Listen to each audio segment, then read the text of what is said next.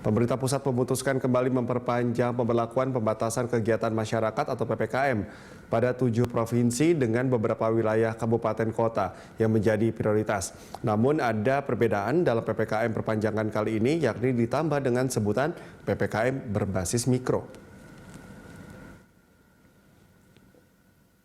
Pemerintah pusat memutuskan kembali memperpanjang pemberlakuan pembatasan kegiatan masyarakat atau PPKM pada 7 provinsi dengan beberapa wilayah kabupaten kota yang menjadi prioritas. Keputusan ini tertuang dalam Surat Instruksi Kemendagri nomor 3 tahun 2021. Namun ada perbedaan dalam PPKM perpanjangan kali ini yang ditambah dengan sebutan PPKM berbasis mikro. Apa perbedaan di antara PPKM dan PPKM mikro? Wilayah yang melaksanakan PPKM berbasis mikro di tingkat provinsi dan kabupaten kota se-Jawa Bali masih tetap sama dalam PPKM sebelumnya.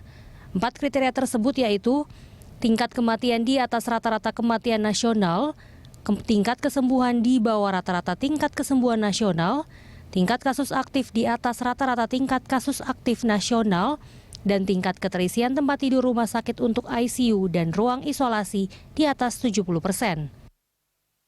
Namun ada yang membedakan PPKM berbasis mikro ditambah dengan mempertimbangkan kriteria zonasi pengendalian hingga ke tingkat RT. Kabupaten kota yang menerapkan PPKM diminta memperhatikan kriteria zona hijau, kuning, oranye, hingga merah di setiap wilayah masing-masing dengan pengetatan yang berbeda-beda. Kriteria zona hijau untuk RT apabila tidak ditemukan satu kasus pun, kriteria zona kuning apabila ditemukan 1 hingga 5 rumah dengan kasus terkonfirmasi positif dalam kurun waktu 7 hari. Kriteria zona oranye apabila ditemukan 6 hingga 10 rumah dengan kasus konfirmasi positif selama 7 hari terakhir.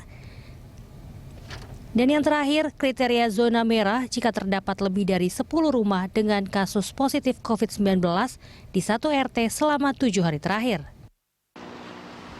Ada beragam pembatasan yang harus diterapkan di RT tersebut, di antaranya menemukan kasus suspek pelacakan kontak erat dan melakukan isolasi mandiri terpusat dengan pengawasan ketat. Selain itu juga menutup rumah ibadat, tempat bermain anak, dan tempat umum lainnya, kecuali sektor esensial.